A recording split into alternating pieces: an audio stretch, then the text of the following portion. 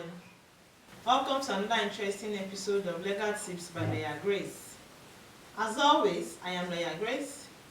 To those that has been watching our videos, to those that has been subscribing, to those that has been liking, sharing and unsharing our videos, we say thank you very much. We appreciate you. Okay, so today I'll be talking about marriage, domestic violence, divorce, things to do when you need to seek help. We under the law, we believe that marriage is a voluntary union of a man and a woman to the exclusion of all others. Traditionally, it is said that marriage is a union of a man or a lot of women according to his choice. Religiously, under the Christian religion, it is believed that marriage is a union between a man and one woman also, and it is so forever. Now, when domestic violence, when the other party, normally marriage should be between two matured parties to care, to love, to grow together and to cherish each other. That is the purpose of marriage. When two parties in marriage, when love now becomes sour, when love becomes sour, what should people do? What should the other spouse do? Emotional violence, to some extent, some people can tolerate it. However, which it can actually lead to it can affect your mental health, it can affect your productivity, it can affect your relationship with people, it can affect how you meet with people. One of the type of violence in marriage is emotional violence. That is not caring about the emotions, the love of the other party. That is emotional violence. Acting anyhow, nonchalant attitude to the relationship or the love towards the other person. Then the next thing for violence is maybe mental violence. Let us talk about mental violence. What is mental violence? This has to do with verbal abuses. You insult somebody, you talk down the person, you degrade the person, you bring the person's self-esteem, relation, you bring them low, you make the person feel worthless, like they're talking about it in the context of marriage now. You make your partner feel worthless, like your partner has nothing mentally to offer. And then the next type of violence, which is the most common type of violence that we have, is what? Is the physical and verbal, physical violence, that is physical abuse. When we talk about physical abuse, what does it mean? It means when you engage in physical combat, beating each other, spanking yourself, each other. And one thing that I want us to know is that there are some instances that the man might be stronger than the woman. It might be the man that is physically abusing the woman. And some instances, it might be the woman that is physically abusing or mentally insulting or abusing the man. You never can tell which angle it's coming from. However, the most common one we hear and we talk about is the issue of the man physically abusing the woman, because we believe that the women are weaker vessels and the men are stronger than the women. Now, on the issue that's been going around social media, the death of the woman that sang Ekwe Mr. Osinachi and things like that, what should she have done in such instance? When love becomes so, when you know that there is nothing you can do, one thing you should know, that immediately physical violence begins, it doesn't stop. It would always reoccur, and there is no excuse for physical violence. There is no excuse for violence. So immediately physical violence begins under the Christian religion, and it is believed that you can't divorce. Yes, but you can separate. You can stay away from toxic relationship, from toxic people, because even the children of that marriage, they are experiencing it.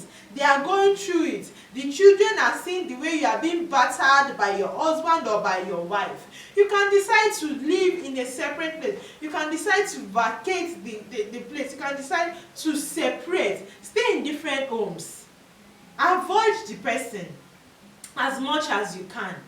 That is one thing you can do. When you are in a relationship that is toxic, that physical abuse has started, please stay. Types of help you can seek. There are some people, we call them human rights. You can seek their help. You can seek therapy. You can seek counseling. Now when you now see that all these things are not working, you can even call family meetings and things like that to intervene in the marriage. When you know that these things are not working, what is the next thing for you to do? If you know you married under the act, please get a legal practitioner to help you file your petition for divorce. Get a divorce. Divorce is not a crime. You need to have your life first before you talk about marriage. If you don't have your life first, there is no how you can talk about marriage. So in an instance where you know that your life is at stake, the mental health of your children is at stake, your mental health is at stake, your emotional life is at stake, everything about you is no longer settled, please seek a divorce.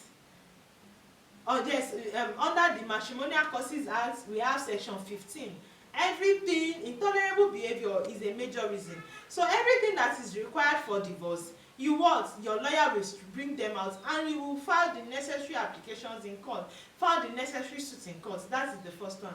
Now some people say, oh, lawyer Grace, I did not get married under the act. That is, I did not do they generally call it court wedding, but it's registry wedding. I didn't get married under the act. But what did I do? I did a traditional marriage. You did a traditional marriage, good and fine. If you know you did a traditional marriage, let your family, your elders, let them intervene.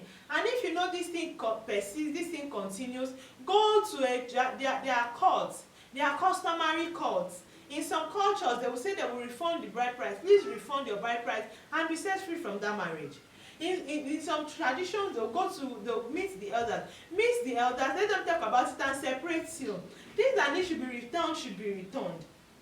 In some cultures, you might say that they will need customary court. Go to a customary court if necessary. You would seek your divorce there. It will be granted, and the custody and maintenance of your children will be adequately considered. Then in an instance where you and the man, or you and the person you are dating, you only picked yourself and you decide to cohabit, and in your process of cohabitation you do what? You produce some children in such instance. Please, the same way you take a walk inside, take a walk outside. Take a walk back. Nothing is binding you. Traditionally, you are not married. Traditionally, your bride price must be paid before you are traditionally assumed or presumed to be married. Religiously, you are not even married. You are not even known.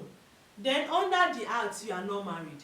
So the same way, you came together, you picked yourself somewhere, cohabited and start producing children. Same way, pack your things and go. Now the next thing you ask me is, lawyer Grace, what of the children that I have for this man? Then go to a customary court. Talk about custody of your children. Talk about maintenance of your children in customary court. You can file a civil suit also against the person on maintenance, on custody, against their claimed spouse that you intend to separate from. Please, immediately you know everybody has become a marriage counselor, but I'm only giving the legal tips in relation to this. What is the legal perspective about this? Immediately you foresee, immediately you see, immediately you know that your life, the mental health of your children, that you are no longer safe, that this marriage, this relationship is becoming life-threatening. Please do what? Take a walk. Take a walk. And there are some people, even in relationship, they see green lights, they see red lights, they see warning lights, but all the same, they still proceed into the marriage. They will say that it will change, or she will change. Nobody can change anybody. Even as a Christian, when you preach to somebody, to take the grace of the Lord, the Holy Spirit ministration, for the person to become a convert. So nobody can change anybody. When you know that you need to take a walk, don't let us lose your life. Don't lose your life before your children, before your family members, your children, and she has been talking about it, and he has been talking about it. We thought it would change. No, there was a time, maybe in 2020 or 2021, this also happened to a lawyer. She was beaten to death, maybe with pregnancy, yes, something like that, with pregnancy, 5 months or 6 months pregnancy, by her husband.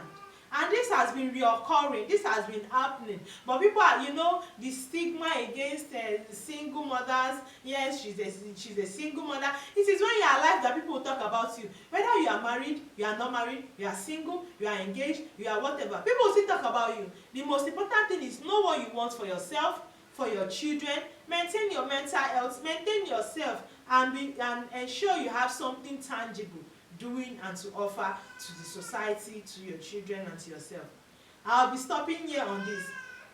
I am using this medium to say no to any form of domestic violence, no to any form of relationship violence, no to violence. Thank you so much for watching.